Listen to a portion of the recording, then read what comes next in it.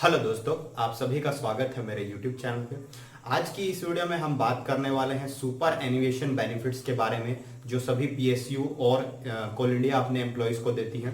उन super एनुएशन benefits की हम बात करने वाले हैं। सबसे पहले जानते हैं कि सुपर एनुएशन बेनिफिट क्या होते हैं। सुपर एनुएशन यानी जब आप रिटायर हो जाते हैं तो उसके बाद कंपनीज आपको कुछ बेनिफिट्स देती हैं, जिसके कारण कि आपका जो रिटायरमेंट के बाद का पीरियड है वो आसानी से गुजर सके। इसके लिए कंपनीज आपको कुछ ना कुछ प्रॉफिट्स देती हैं। ये आपकी ही एक तरह से आपकी ही कमाई होती है, लेकिन कंपनी इसको सेव करके रखती है आपके फ्यूचर के लिए। तो इन्हीं के बारे में हम जानेंगे इस वीडियो में। तो सुपर एनुएशन बेनिफिट्स जो होते हैं वो कंपनी में आपका जब भी आपका कोई पे रिवीजन रहेगा या कंपनी जब भी अपना CTC बताएंगी तो उसमें इसका जिक्र करती हैं कि हम आपको 30% जो है सुपर एनुएशन बेनिफिट्स देंगे। अब ये 30% किसका? 30% बेसिक और DA का जो है कंपनी आपको क्या देती है? सुपर एनुएशन बेनिफिट देती हैं। तो अब इनका कॉम्पोजिशन अलग अलग हो सकता है। किसी कंपनीज में कुछ ज्यादा हो सकता है, कुछ कम हो सकता है, लेकिन टोटल ओवरऑल वो 30% आएगा। कुछ अलग हो सकता है, मतलब क्या? जैसे PF किसी में कम हो सकता है, पेंशन का कंपोनेंट ज्यादा हो सकता है, ग्रेचुटी का कंपोनेंट कम हो सकता है। इस तरह से करके कंपनीज क्या करती हैं, उस 30% को पूरा करती हैं। ये आपकी सैलरी और DA और उस सबसे अलग है। ये आपको आपका रिटायरमेंट के बाद मिलने वाला बेनिफिट्स हैं। तो हम कोल इंडिया के रेस्पेक्ट में यहाँ पे बात करेंगे।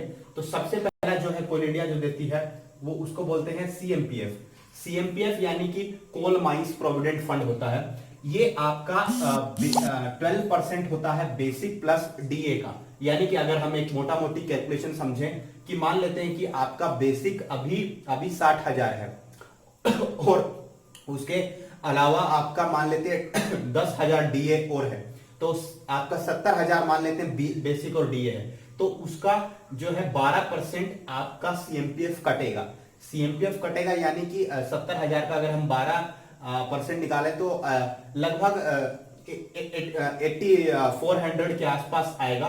और इतना ही कंट्रीब्यूशन कंपनीज भी अपनी तरफ से डाल देगी। यानी ये कुल मिला के एक तरह से 12% आप अपने से दे रहे हैं और 12% कंपनी आपको दे रही है। तो ये एक तरह से क्या हो गया, आपका 24% आ जाता है, जो कि एक अलग से फंड में जमा होता है। और ये बहुत एक हैवी अमाउंट बन जाता है जब तक आप रिटायर होते हैं।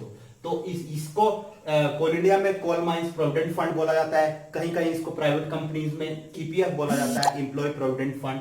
कहीं कहीं इसको CPF बोला जाता है, कंट्रीब्यूशन प्रोविडेंट फंड बोला जाता है। तो इसका नाम अलग अलग है, बट चीज वही है, सेम चीज है। फिर जो दूसरा कंपोनेंट आता है वो है CMPS क्या है? ये है कोल माइंस पेंशन स्कीम है।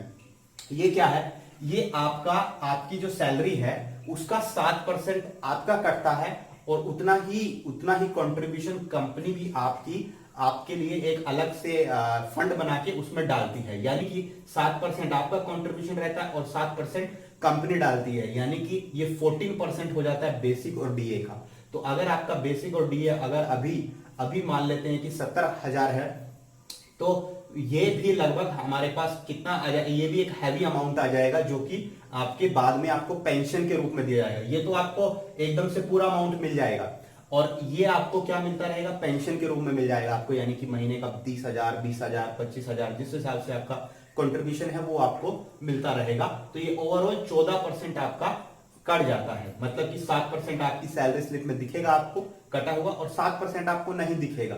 वो एम्प्लॉयर यानी जैसे कोल इंडिया है या आपका जो भी आपका PSU है वो आपके अकाउंट में एक तरह से डालता रहता है। फिर उसके बाद आता है ग्रेच्युटी।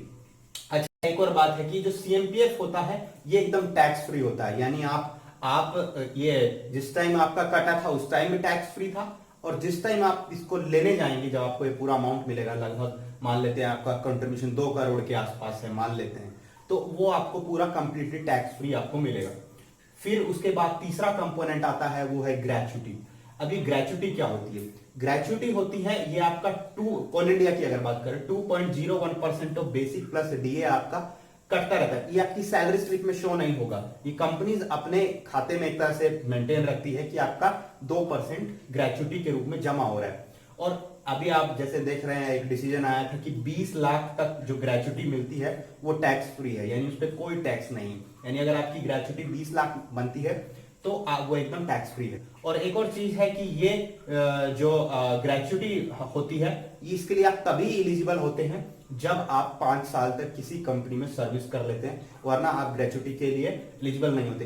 इसको चेंज करने की तैयारी हो रही है, सेंट्रल गवर्नमेंट इसको चेंज करना चाह रही है, इसको 1 साल तक का बनाना चाह रही है, बट अभी ये 5 साल ही है। और ये आपको मिलता कैसे? ये आपको इस तरीके से मिलता है, आप जिस टाइम इसको ले रहे हैं, यानी अगर मान लिया रिटायरमेंट के टाइम पे आप ले रहे हैं, तो उस टाइम आपका जो बेसिक प्लस डीए है आप उसको 26 से डिवाइड करिए, और 1 साल में 15 दिन का एक तरह से मिलता है, तो 15 से उसको मल्टीप्लाई करिए और जितना साल आपने सर्विस कर ली है तो उतना अमाउंट आपको मिल जाएगा, ग्रेचुटी के रूप में आपको मिल जाता है। फिर चौथा जो बेनिफिट होता है सुपर एन्युएशन पेंशन बेनिफिट। देखिए यहां पे 2 तरह की पेंशन कोल इंडिया देता है। एक पेंशन आपकी ये हो गई जिसमें 7% आपका कटता है, 7% वो कंट्रीब्यूट करता है, उसके बाद आपको पेंशन मिलती है, और इसको जो सीएमपीएफ है वो कंट्रोल करता है इस पेंशन को। एक अलग तरह की पेंशन और है, इसमें क्या है, आपकी सैलरी स्लिप में शो नहीं होगा, कोल इंडिया अपने से इसको डालता जाता है, और 6.99% यानी लगभग 7% ये भी आपके बेसिक और डीए का ये डालता जाता है सेपरेट। एक एलआईसी में जैसे अकाउंट बनाया हुआ है, एलआईसी में आपका जमा होता रहता है, वो आपको दिखेगा आपका कितना कंट्रीब्यूशन हो गया, और फिर आपको जब वो रिटायरमेंट के बाद आपको एज अ पेंशन मिलता है, ये जितना आपका फंड होता है उस हिसाब से, जिसमें भी आपका जैसे एसबीआई में कराया गया, एचडीएफसी में कराया गया या एलआईसी में कराया गया, तो वो आपको पेंशन देता है उस फंड के उसमें। फिर जो सबसे इंपॉर्टेंट बेनिफिट होता है वो होता है पोस्ट सुपर एन्युएशन मेडिकल बेनिफिट। मतलब कि जब आप रिटायर हो जाते हैं उसके बाद भी कोल इंडिया का मेडिकल को आप अवेल कर सकते हैं, उसको ले सकते हैं। इसके लिए 2% आपके बेसिक और डीए का कटता है।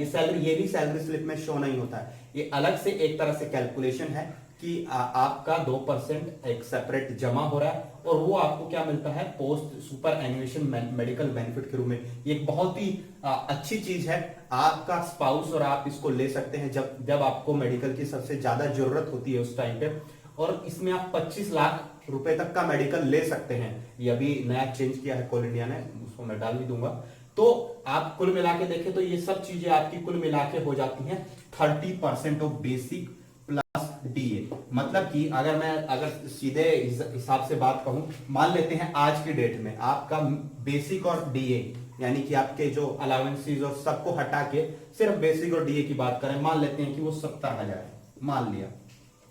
अब अगर इसका 30% अगर हम जोड़ें तो ये लगभग आपका 21,000 रुपए आपका एक तरह से ये सुपर एन्युएशन बेनिफिट होता है। तो कोई बोलता है कि सीटीसी कंपनी दिखाती कुछ हो रहा है और मिलता कुछ हो रहा है, तो सीटीसी जो होता है वो आपका यहां जाता है, जो कि बहुत अच्छी चीज है। आप अगर चाहकर, कई बार ऐसा होता है आदमी नहीं सेव करना चाहता, लेकिन यहां पर आपको धक्के से जो है सेव हो जाता है आपके फ्यूचर के लिए, जो कि आपको बाद में रियलाइज भी नहीं होता और बाद में ये सब चीजें बहुत काम आती है।